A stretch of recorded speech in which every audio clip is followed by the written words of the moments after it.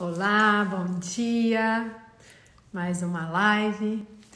Essa semana que a gente resolveu fazer uma série de lives para falar um pouquinho sobre alguns temas que têm sido tão importantes para nós. Vou esperar um pouquinho aqui o Bruno chegar, meu parceiro no projeto Constelar. Hoje nós vamos falar da angústia, sobre o amanhã, como olhar para isso. Aqui o Bruno está chegando. Vai ele entrar. Sejam todos bem-vindos. Bom Olá, Bruno, dia, bom dia. tudo bom? Tudo e você? Tudo jóia? E essa angústia em Feliz? relação ao amanhã? Pois é, não é? Sim, Difícil. A gente, por mais que busque o centramento, tem aqueles dias que a gente acaba cedendo a isso, né? Então a gente veio sim, falar um pouquinho sobre isso, né? E eu acho que a primeira grande questão aqui é o amanhã, né? A gente, por mais que a gente leia, escute, veja em todos os lugares o quanto é importante estar no presente, é como se a nossa tendência natural, a vida, as circunstâncias da sociedade, o meio onde estamos imersos, o ritmo ao qual nós nos habituamos, nos leva para esse olhar, para esse foco no futuro, né? Então, eu acho que a primeira coisa que é batida e que todo mundo sabe, mas que é importante a gente reforçar é essa busca por estar no momento presente, né, Bruno? sim. E foi interessante que antes da gente entrar me veio aquela música da Simone, né? Como será o amanhã? Responda quem souber, né? Quem puder. E E a gente quem é que pode, pode, né, Bruno? E e quem quem é que pode, pode responder? exatos, quem tiver a resposta nesse momento, né? Ou as pessoas que têm a resposta, se pudessem ter a resposta, o que elas não fariam, né? E a gente não tem esse Sim, controle. Quantos não planejaram a viagem de Campos do Jordão nesse inverno, ou até no feriado de Corpus Christi, e não puderam concretizar? Quantos planos programados, pagos, planejados há anos que não se sim, concretizaram? E aí, como saber? Como lidar com tudo isso quando, de repente, a gente vê, se inscreve para um curso de 30 encontros e não sabe como vai ser esse curso? O que vai exato. acontecer nessas 30 semanas? E que Sim. presente podemos nos entregar e dizer, por hoje, eu digo sim, né? Para o dia de hoje, da forma como ele se apresenta. É um presente. Sim. Então, acho que a gente aqui tem que pensar, né? Primeiro nisso, eu Sim, acho que o foco primeiro, acho que para mim pelo menos funciona, sim, é tentar sempre resgatar essa ideia de que eu preciso sim, estar no presente, por mais difícil que seja, mas que eu realmente só tenho o hoje, porque a gente tende a acreditar que a gente tem garantido o amanhã, que a gente tem garantido o é, futuro. E a gente só tem o momento presente. Isso todas as filosofias dizem, as religiões, quer dizer, quando você pega uma linha mais espiritual, e aí eu acho que a gente introduz aqui também um conceito muito importante. Pelo menos para mim, todos os momentos de maior angústia da minha vida foram aqueles onde eu estava totalmente desconectada de algum tipo de espiritualidade. E aqui eu digo realmente espiritualidade num sentido amplo, né? De pensar o sentido de tudo, o sentido da vida, é, os grandes mistérios do mundo, não apenas uma religião, que também faz parte disso, mas eu acho que até sim, uma busca até mais filosófica que também coincide, está muito presente às vezes na espiritualidade. Então, eu acho que a primeira coisa, na verdade a segunda, né, depois de buscar um estado de presença, é reconectar, resgatar essas grandes questões, seja através de uma religião, seja através de uma busca espiritual ou até mesmo filosófica. Eu acho que quando a gente começa a entender que a vida não é essa realidade que a gente enxerga ou que a gente acessa pelos sentidos, que ela é muito mais do que isso, tudo muda, todo o conceito muda. E aí a gente começa a expandir realmente a nossa consciência, né? Então eu queria que você comentasse um pouco sobre isso também, sobre a questão, o papel da espiritualidade nesse sentido, nessa angústia, nessa questão de viver no futuro. essencial. se pensarmos num tripé e tirarmos um dos pés, ele não se mantém. Se a gente olha para nós como seres humanos, em que somos corpo, mente e alma, né? A alma, e aqui eu trago a espiritualidade, essa conexão. Então eu posso trabalhar o físico, ir na academia, fazer atividades, ter um físico bonito, posso ser letrado, devorar livros, mas não ter essa conexão sutil, que ela pode sim estar e se dar através de uma religião, não para alguns uma religião mais dogmática, mais diretiva, para outros algo mais amplo, mais fluido, mas o quanto e como isso é importante, trazer essa conexão, porque isso nos conecta a algo muito maior, algo que não temos controle, algo que não, muitas vezes não palpamos, não podemos tocar, sentir, segurar, porque a gente não tem esse domínio, nem essa possibilidade. É algo que está em nós e que estamos conectados. É como a nossa conexão Wi-Fi, a gente não consegue segurá-la, né? Às vezes ela está ótima, de repente ela começa a falhar e eu falo, nossa, mas eu estou do lado da torre ou do roteador, por exemplo. A gente não tem esse controle. Então a espiritualidade, ela nos convida e nos permite estar em contato conosco, com a nossa missão, com algo que está dentro, muito mais interno do que externo. Sim. E quando a gente começa a pensar, né?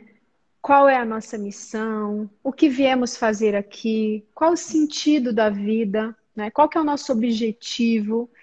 A gente encontra muitas respostas na filosofia, na espiritualidade, e esse olhar sistêmico, né, que nós tanto amamos, traz para a gente essas respostas, traz um vislumbre do que pode ser realmente o caminho, né? Porque a gente nunca tem a certeza absoluta. E aí a gente vem para isso, essa questão da gente querer estar certo, de ter tudo garantido, de ter o controle, que eu acho que aí também nessa mistura vem essa questão. Eu acho que nós tendemos também a ter o controle de tudo. Então, se eu me cercar de que amanhã eu vou fazer tal coisa, todas essas coisas, e eu vou ter o resultado X, né? Que é geralmente como a gente funciona. Eu acredito realmente que eu vou ter. Só que eu não tenho essa certeza, porque geralmente não acontece como eu imaginei. E aí vem essa angústia da pandemia, né? Eu quero controlar o futuro, eu quero saber onde eu vou estar daqui a um mês, eu quero saber onde eu vou passar o Natal, eu quero saber onde eu vou celebrar o meu aniversário.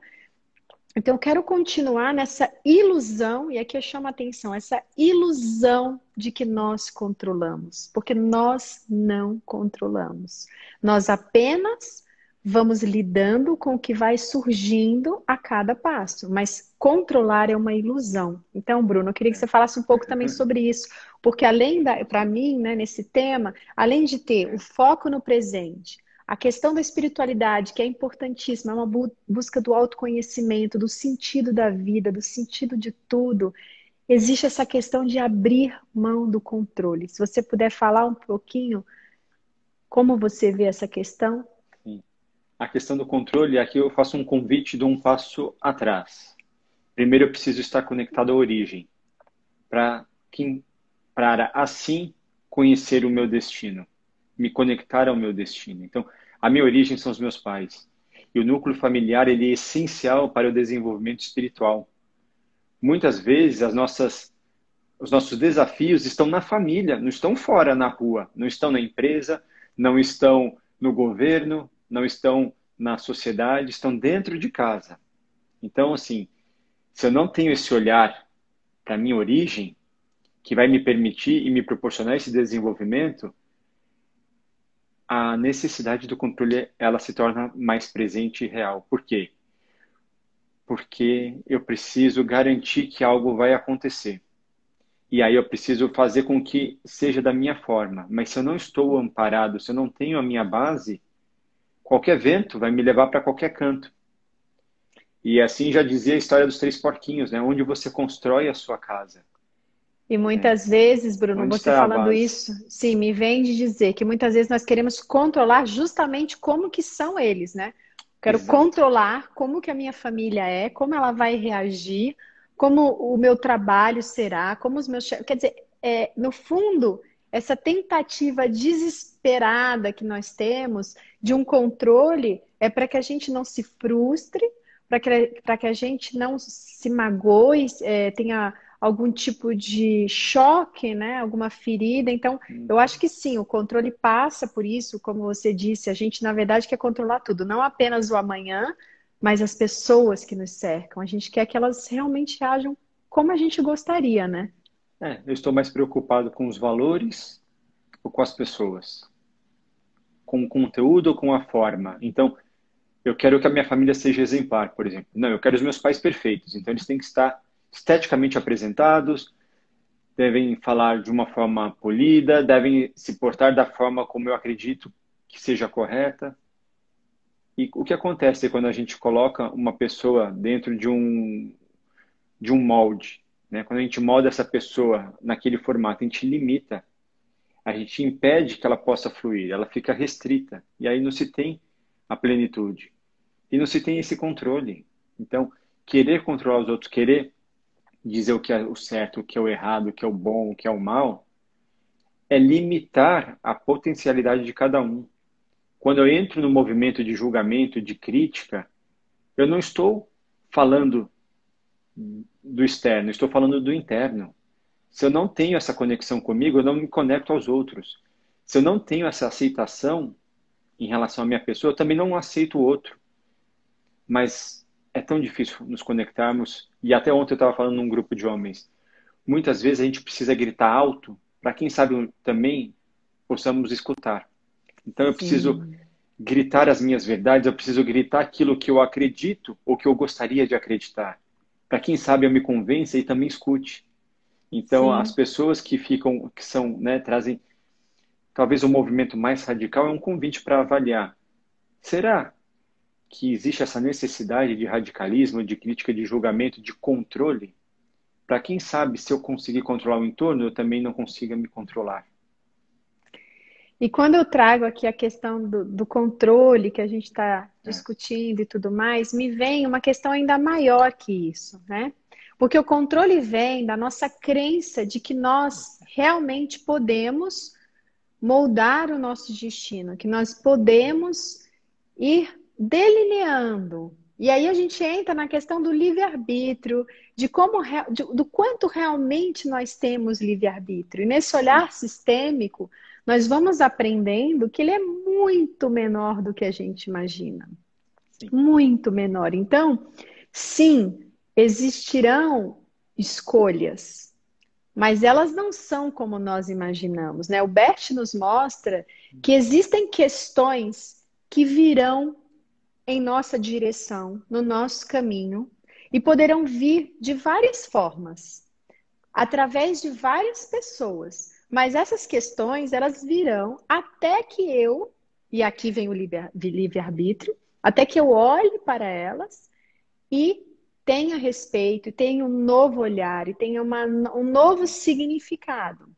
Mas que elas virão, elas virão. Então, fugir dessas questões só me faz enfrentá-las lá na frente várias vezes. E é um pouco o que tem acontecido com o coletivo com essa pandemia, né? Nós já tivemos grandes crises, nós já tivemos pandemias, e elas vêm também para trazer uma mensagem para o coletivo, para a sociedade, não sim. apenas para eles, também traz mensagens individuais para cada um de nós.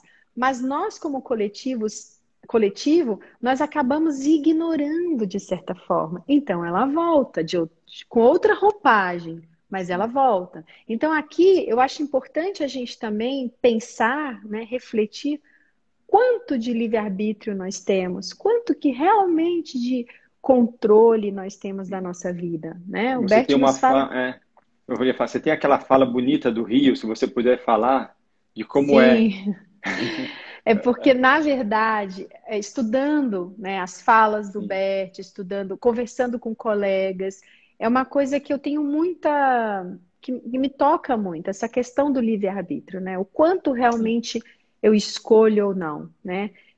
Às vezes, o que eu leio do Bert é que a gente só tem uma escolha, dizer sim ou não.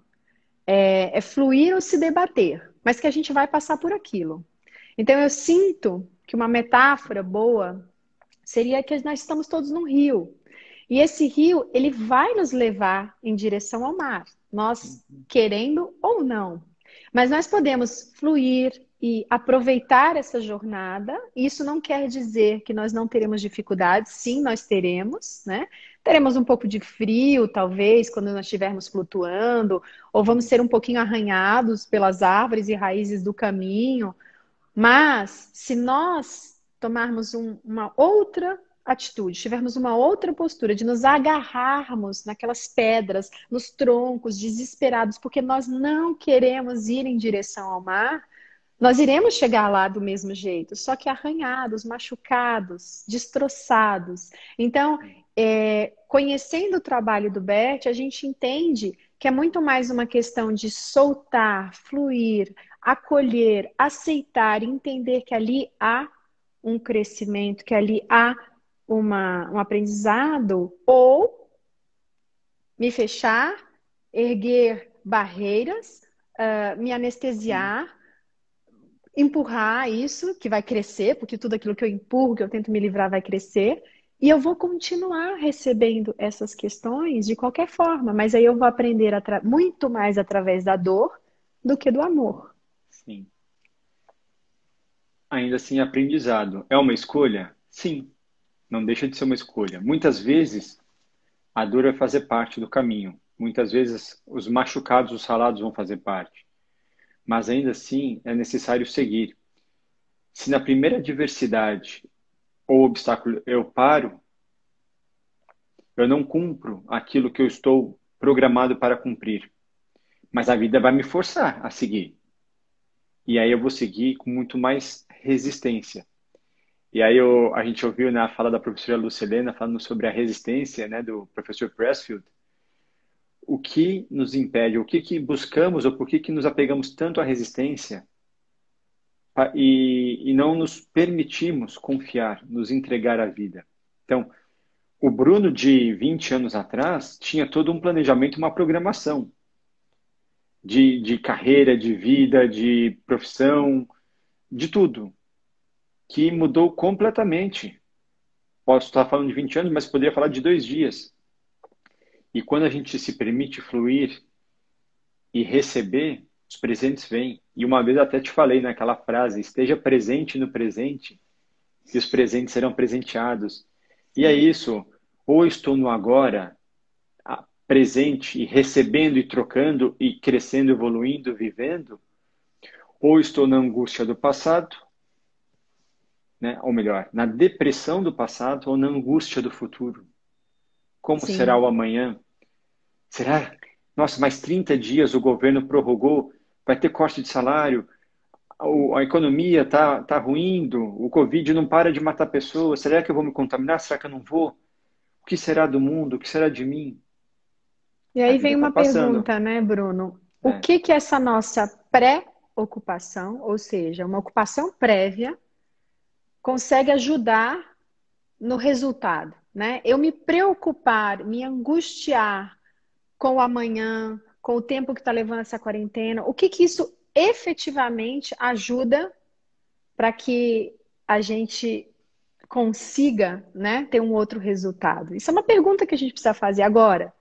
O que que ajuda se eu conseguir, de alguma forma, acolher essa minha angústia, ressignificá-la, abrir mão do controle, abrir mão dessa tentativa de interferir nesse resultado que não me cabe e olhar para aquele que me cabe. Então, olhar para as questões que surgiram, como nós falamos na última live, aquelas questões que borbulharam e que vieram mostrar que o caminho, que o meu caminho, em alguns momentos, em algumas questões, não estava legal. Aí sim, será que olhar para isso me ajuda a passar por todos esses estágios da quarentena? Me ajuda a me preparar para esse amanhã? Quer dizer, sim, porque aí eu quero até dar um exemplo do que a gente estava falando, né? Dessas questões que voltam, que retomam e que a gente às vezes empurra e não quer ver. Então, eu já atendi uma pessoa que seu pai era alcoólatra. E essa pessoa casou-se e depois de um tempo o seu marido também se tornou um alcoólatra. Essa pessoa separou, casou novamente e o seu marido também se tornou um alcoólatra e o filho já estava começando a beber. Se a gente for olhar para isso, né, muitas pessoas podem dizer, isso é coincidência. Nós não acreditamos isso no olhar sistêmico. Nós acreditamos que essa questão do alcoolismo tem vindo para ela até que em algum momento ela possa parar e olhar para esse pai com respeito e para todos os que vieram depois na sua vida com a mesma questão, com respeito, sem olhar e achar que é uma pessoa fraca, que é uma pessoa acomodada, é uma pessoa preguiçosa. Então, isso é um exemplo, claro, um exemplo maior, um exemplo profundo, um exemplo difícil, mas é um exemplo de como funciona a vida, como nós entendemos, como o Bert nos ensinou, de que sim, as questões ficam voltando. E se nós não olharmos para elas, né? Não realmente tentarmos entender qual é a mensagem, elas vão continuar voltando na nossa vida. É interessante que você falando me veio a imagem de um filme. Quando você vai montar o casting, o elenco, você tem vários personagens, várias pessoas para representar. Você vai ter o mocinho, o bandido, a pessoa boa, a pessoa que tem uma dificuldade, os coadjuvantes, os figurantes, e a pessoa perguntar, mas como uma pessoa se permite ser um coadjuvante? Aquele é o papel certo para ela.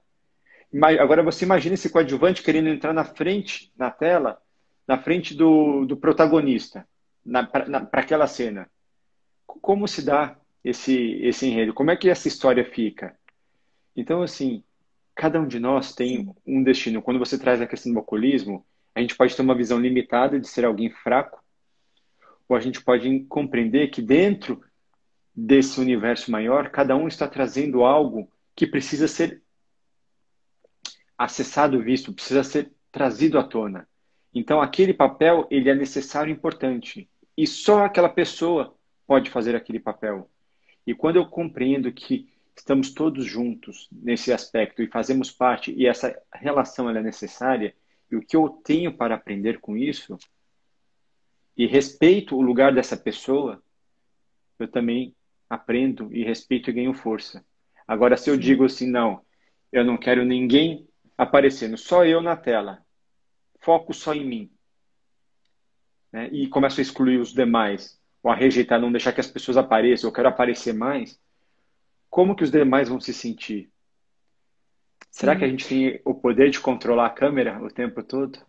E aí, dentro dessa questão do livre-arbítrio, do controle e de tudo isso, dessa angústia, né? Quantas vezes nós, como esse exemplo que você deu, nós queremos ser o protagonista. Então, nós fazemos de tudo. E aí a gente vê que ali tem um obstáculo, mas a gente não desiste, né? Eu quero, vai, não, eu quero, eu quero. Quer dizer, a gente foca, a gente idealiza que o nosso lugar é ali, Exato. e a gente, primeiro, não escuta nenhuma mensagem que vem do universo, da vida. Então, todas as coisas que vão mostrando pra gente que talvez não seja esse o caminho, a gente vai ignorando, porque a gente idealizou algo e que a gente acha que esse algo é o melhor para a gente. E aí me vem algo que o Bert fala que eu acho fantástico e eu nunca tinha realmente parado para prestar atenção.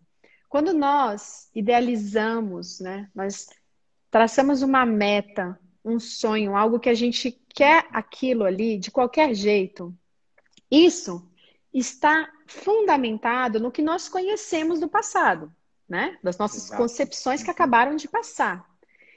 Do que é E isso conhecido. é muito limitado perto do que poderia ser. Então, às vezes, a gente se contenta aqui quando poderia ser muito maior, mas porque a gente fixou nisso e a gente acha que isso é o ápice, que isso é o máximo, por quê? Porque o conhecimento que a gente tem é só esse, é limitado, a gente também se limita. Então, na verdade, a postura sistêmica é o contrário, eu me abro para aquilo que for certo para mim, para aquilo que vier ao meu encontro. E muitas vezes isso que vem é muito maior do que aquilo que eu queria. Então, às vezes, não vai vir o papel do protagonista, mas vai vir algo tão superior. E aí, aqui, o superior em termos de aprendizado, de crescimento, de fluxo, de conexão com a vida, né? De sensação de paz. É tão maior e a gente estava ali limitado, querendo ali aquele protagonista de qualquer jeito, fazendo de tudo, se machucando ali no rio e a gente não estava enxergando a figura maior, né, Bruno? É aquela falsa sensação de segurança. Eu me apego ao que eu conheço e me fecho para o novo. E se eu me fecho para o novo, eu não posso receber, eu não posso crescer. Então, imagina Sim, uma criança que recebeu uma roupinha de crochê que a mãe fez e ela gosta tanto daquela roupa que ela simplesmente não quer soltar, não quer tirar, não quer abrir mão, porque aquilo ali é confortável, aquilo é bom. Mas o corpinho dela começa a crescer e chega uma hora que essa roupa começa a apertar. Então, sim, muitas vezes é preciso nos despedir daquilo que nos serviu com honra, com gratidão, com respeito, para receber o novo. Se as minhas mãos, se as minhas mochilas estão ocupadas com o velho, com o que já passou, eu não estou disponível para o novo. E quanto mais eu carrego do passado e dos pesos, mais difícil a caminhada. Às vezes ela não é sim. possível. E quantas pessoas não se deparam com esse momento em que a vida simplesmente parou para elas? Elas não conseguem mais ir para frente e não entendem por quê. Ah, mas é porque a economia está muito ruim, porque a minha família não me ajudou, porque isso, porque aquilo. E aí começa a colocar as desculpas quando, na verdade, a pessoa está agarrada nas pedras daquele rio. E o fluxo do rio está convidando, se solte, flua, e a pessoa está lá, se agarrando. Sim. E E aí o me que vem, acontece Bruno, com a água? Ela vai aumentar a força sim. para fazer você soltar. Só que aí o que acontece? Quando a água vem muito mais forte, o risco de você se engasgar, ele é É. maior também. E me vem aqui transpondo tudo isso para a quarentena, né? É. Nós podemos ficar querendo ansiosamente voltar para o que era, que é o conhecido, mas que é limitado. Nós podemos fazer uma projeção do que nós gostaríamos, mas ela também vai estar limitada, porque ela vai estar presa no que a gente conhece. Ou nós podemos nos abrir, que eu acho que é exatamente isso, porque a gente não sabe o que vem por aí. Tudo é novo. Não. Mas se a gente continuar preso nessa angústia, nesse controle, nessa questão de eu quero aquilo, a crença que é limitante, ela me limita. Como que nós poderemos prever o que será o nosso futuro, né? Ele pode ser muito melhor e maior do que o que foi. Então a gente precisa, como o Bruno falou, entender que às vezes aquela roupa está apertada para a gente. Então aquilo que passou foi ótimo. E aí é importante olhar para aquilo com gratidão e respeito.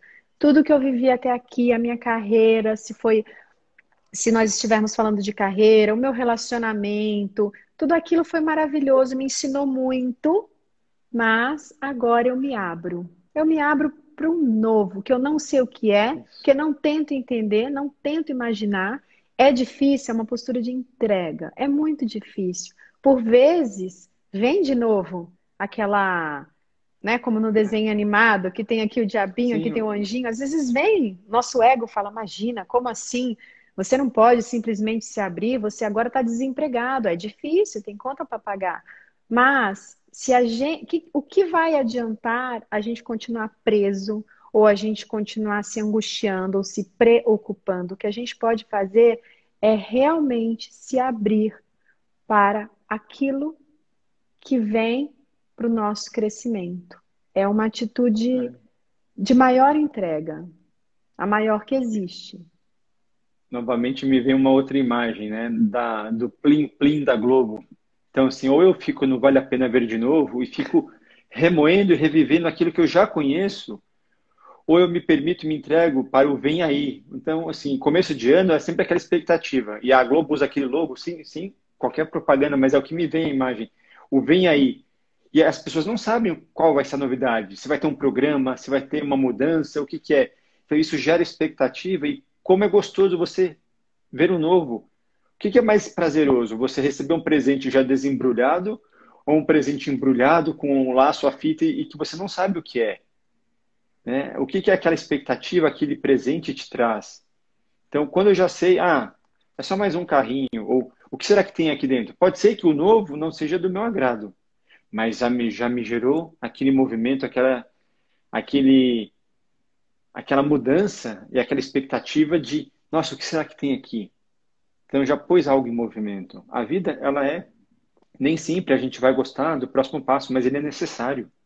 Então não é, muitas vezes, idealizar ou achar que, fazer, como né, uma vez você comentou, a poliana de achar que agora vai ter ser tudo bonito e maravilhoso e a vida vai ser linda e perfeita.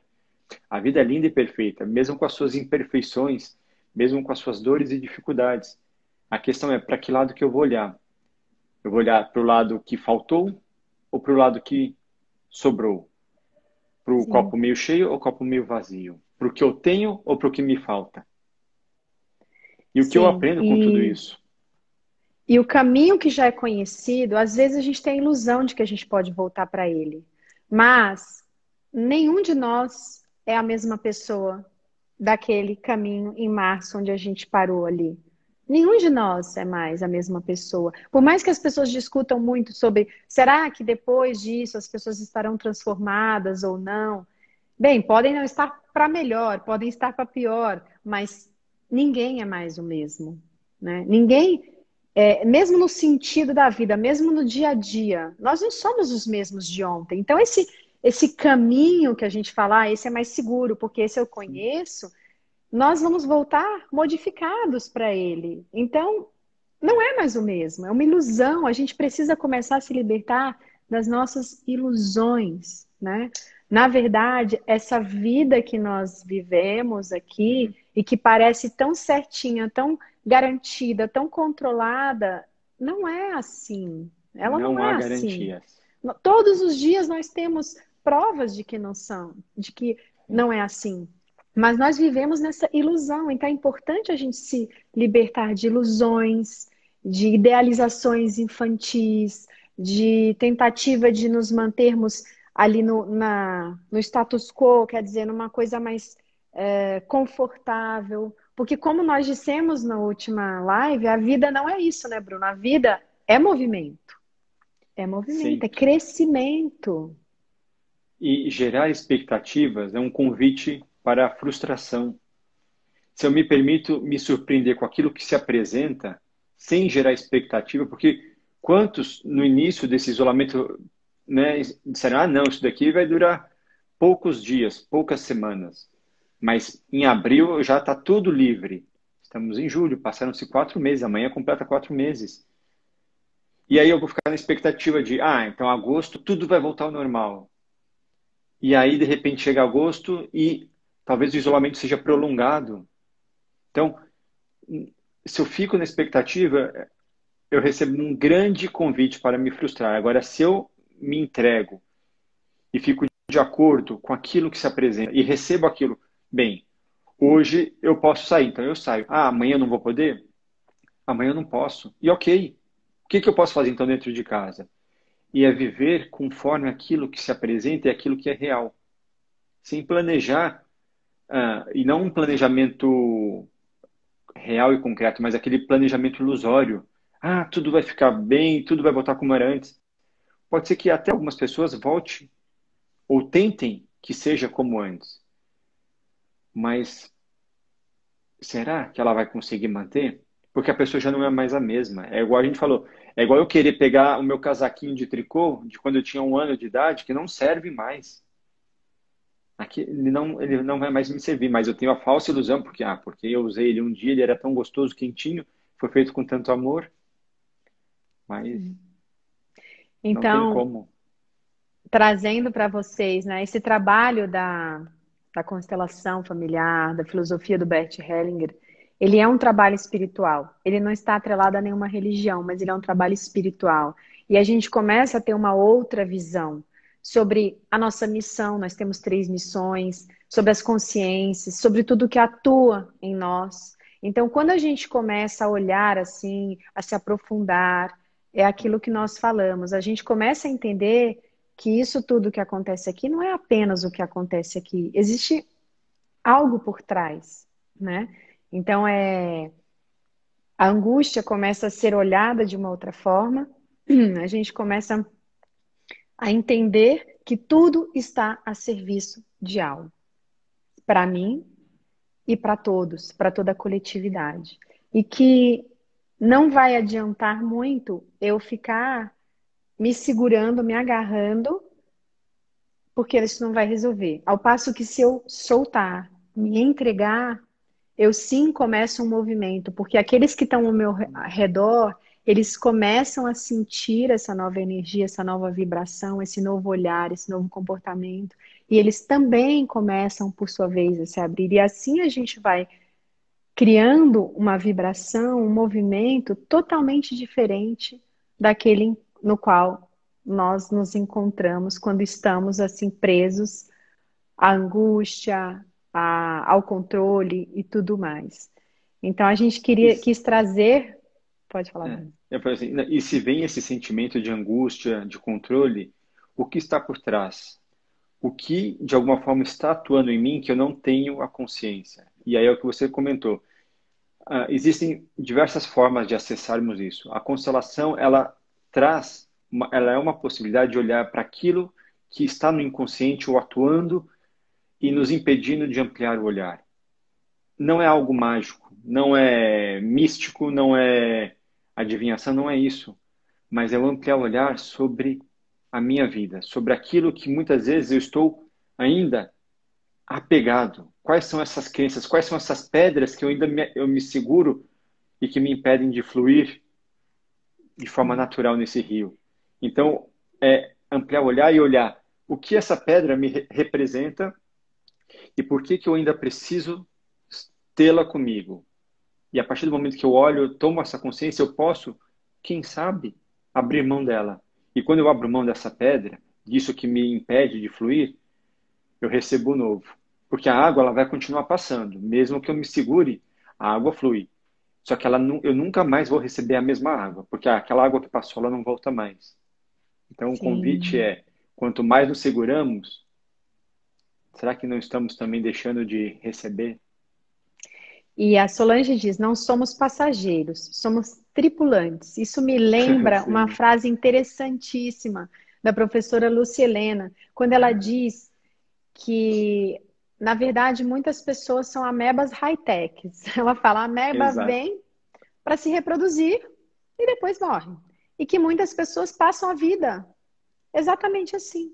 Elas não se questionam, elas não querem entender, elas não se preocupam com o sentido da vida, com o sentido de tudo, ou com qual é o seu crescimento nessa jornada. Então, essa vida passa ao largo e essa pessoa não realmente toma para si as rédeas dessa vida, né? Então, eu acho que é muito importante aqui a nossa mensagem, eu acho que é um pouco essa, esse tomar as rédeas, esse realmente abraçar a vida e ter um papel ativo nessa situação, nessa angústia e tudo mais, passa por esse caminho do acolhimento, da entrega, do soltar, né? E de realmente perceber que nada é por acaso, se conectar com tudo isso, ao invés de passar a vida simplesmente anestesiado. Então, acho que a nossa ideia nessas lives é justamente trazer um pouquinho da importância do despertar, né? Seja por que caminho for, o nosso é o sistêmico, mas existem inúmeros e todos convergem. É uma busca pelo autoconhecimento, uma busca pelas grandes questões da vida, mas é uma busca realmente consciente, é um despertar da consciência. Então, seja por que caminho for, esse momento é perfeito para isso, porque ele mexe com a gente, ele nos coloca a flor da pele, e é aí onde nós estamos mais abertos para realmente receber, né, Bruno? É isso aí. E tá ouvindo minha voz ou tá mudo? Tô ouvindo? Tá ouvindo? Ah, tá. Receber, se permitir receber, se permitir fazer parte, não é ficar ao largo, não é esperar e somente sobreviver, ver a vida passar pela janela. E eu conheci uma pessoa que viu a vida passar pela janela e vê até hoje, desde que eu me conheço, desde que eu era pequenininho, é uma pessoa que vive na janela. O quanto essa pessoa de fato vive. Então, eu posso ter a garantia? e aí eu vou me frustrar, porque ela não existe. Mas eu posso dizer o sim para aquilo que se apresenta e receber presentes que eu nunca imaginei. Eu posso me contentar com um pouco e a vida está me ofertando muito. Enquanto eu nego isso, eu não recebo. Então, o convite, né, esse bate-papo que a gente propôs, é convidar para essa reflexão, né? As angústias do amanhã. Não existem garantias. Tudo não terás. Então, se eu não posso ter tudo, então que a gente possa valorizar o que nós temos hoje. Amanhã podemos ter mais ou podemos ter menos. E a vida é assim.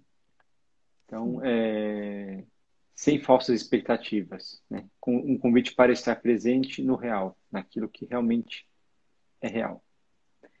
E aproveitamos para convidá-los. Nós já temos a divulgação da nova data do nosso workshop. Nesse workshop, a gente não dá formação em constelação familiar, mas a gente traz esse olhar sistêmico que já ajuda muito aqueles alunos a olharem para aquilo que é consciente do seu sistema e começarem a tomar passos, a dar passos nesse sentido da cura.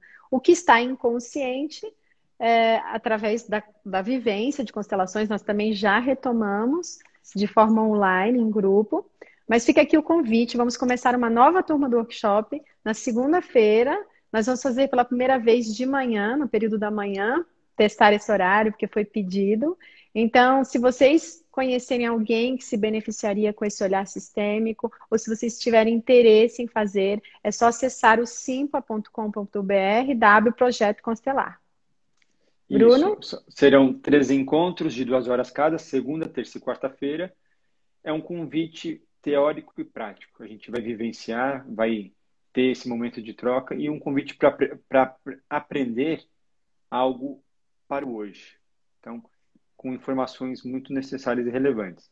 E quem sentir também, quiser conhecer o trabalho de constelação online em grupo, temos, né, na próxima semana, dia 23, quinta-feira, a partir das 8 da noite. A inscrição também, se alguém quiser, pode ser feita aqui mandando mensagem. A gente tem também as informações, o telefone de contato. Agradecemos a todos e desejamos uma excelente, abençoada semana. E até sexta-feira, 6:30 da tarde, teremos uma outra live. Gratidão, queridos. Até sexta. Beijo para todos. Beijo.